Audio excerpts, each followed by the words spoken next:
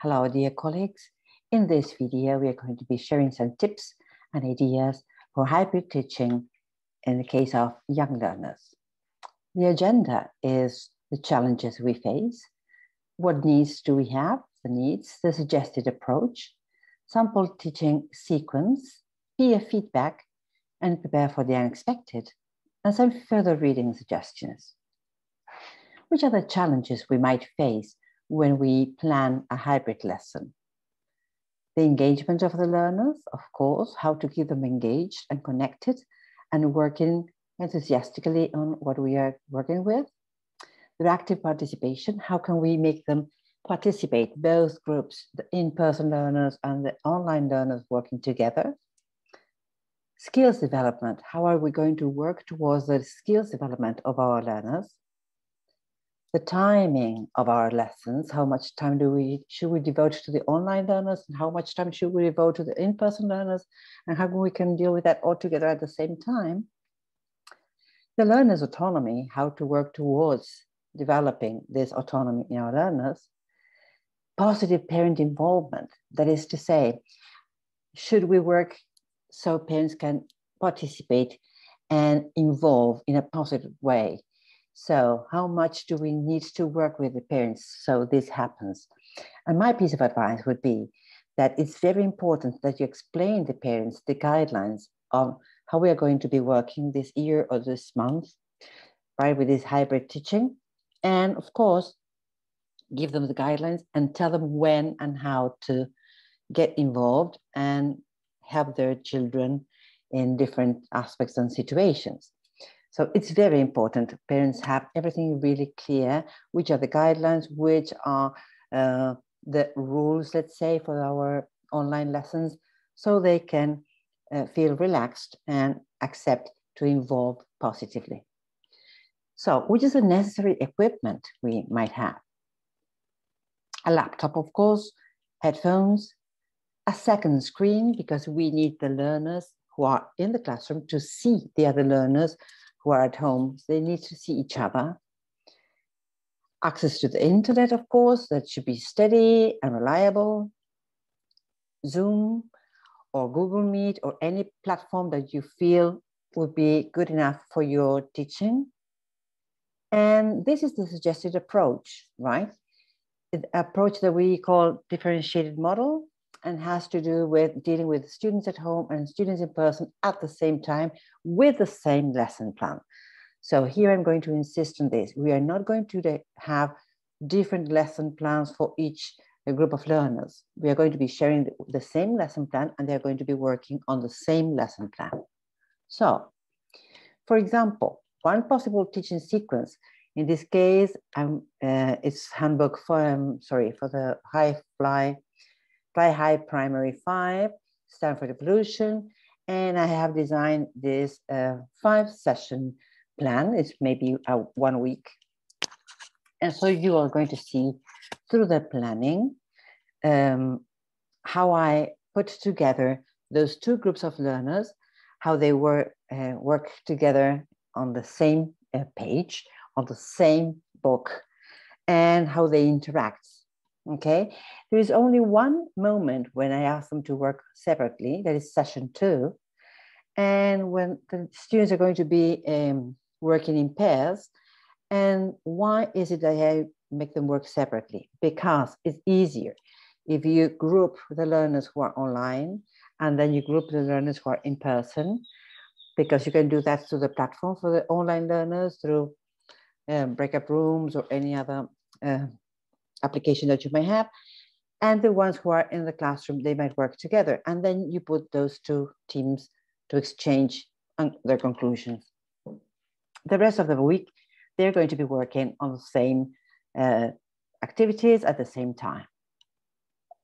So, for example, in this sequence of activities, you will see that it's very important for primary school children to start developing the ability of providing feedback. When you provide feedback to a classmate, you not only are able to assess the work of your classmates according to a criteria that maybe the teacher has assigned, but also you are capable of sort of self-assessing your own work, right? So you're going to gain a different perspective on your own work.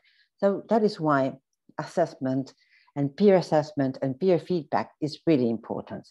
So what kind of peer feedback should we deliver? When should we ask the learners to provide peer feedback, and how? So the when might be anytime you find necessary to stop and help them reflect on what they are doing. They can do it on their own, or they can do it in pairs or in groups, and there you will have this peer feedback, right? How? Let's see.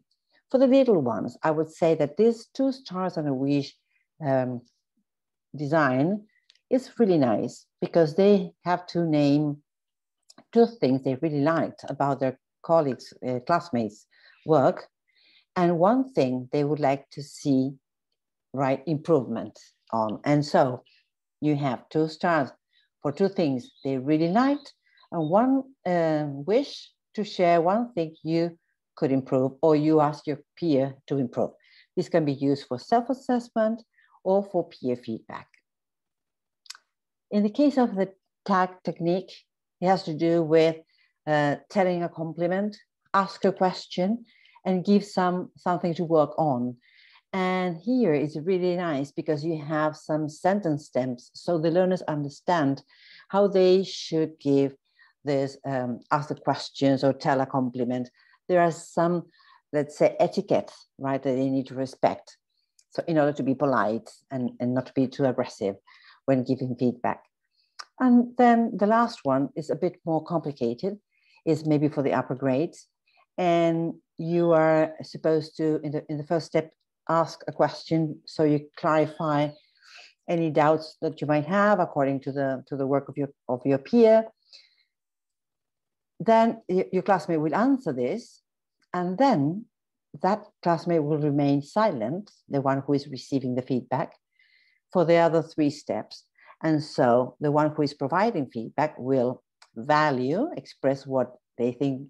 They like giving a detailed examples. For example, I really like this because blah, blah, blah, blah. Then state the concern and then suggest a possible solution or the possible improvement.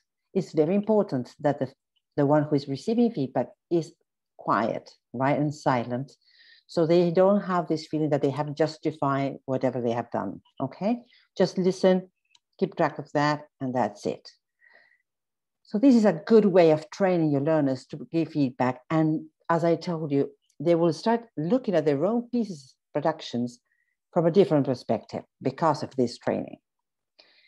And now, another technique is reminding of the SPARK feedback, right? That has to do with being specific, being prescriptive, being actionable, referenced, and kind. So it's important for you to have this somewhere in the classroom, right? Or in their notebooks, so they can look at this and check they're doing this. This, again, is for upper grades, right?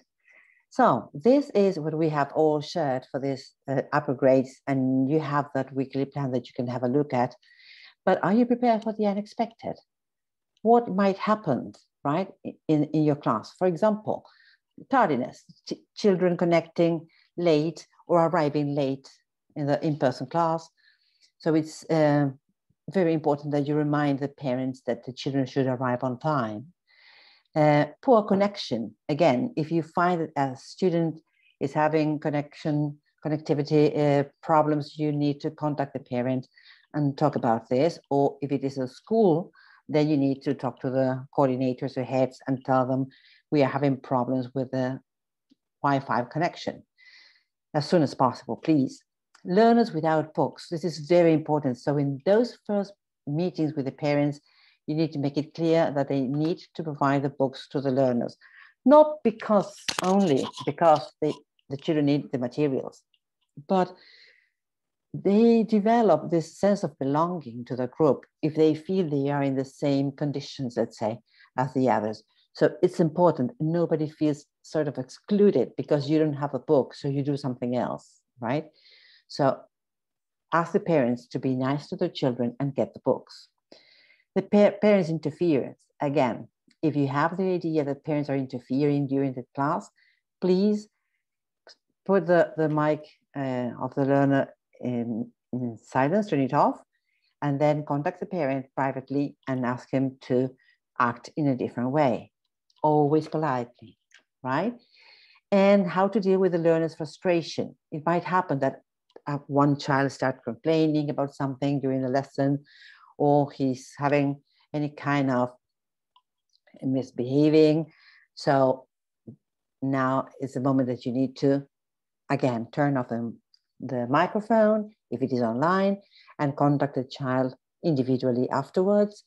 Or if it is in the classroom, then you will need to leave them working and talk to the child separately afterwards. So it's very important that you are keep this communication open with the parents and the children, so they can talk to you without, these outbursts of frustration. Now, there are some further reading suggestions for you to keep on learning and keep on developing, and we meet again on our next video. Okay, bye-bye.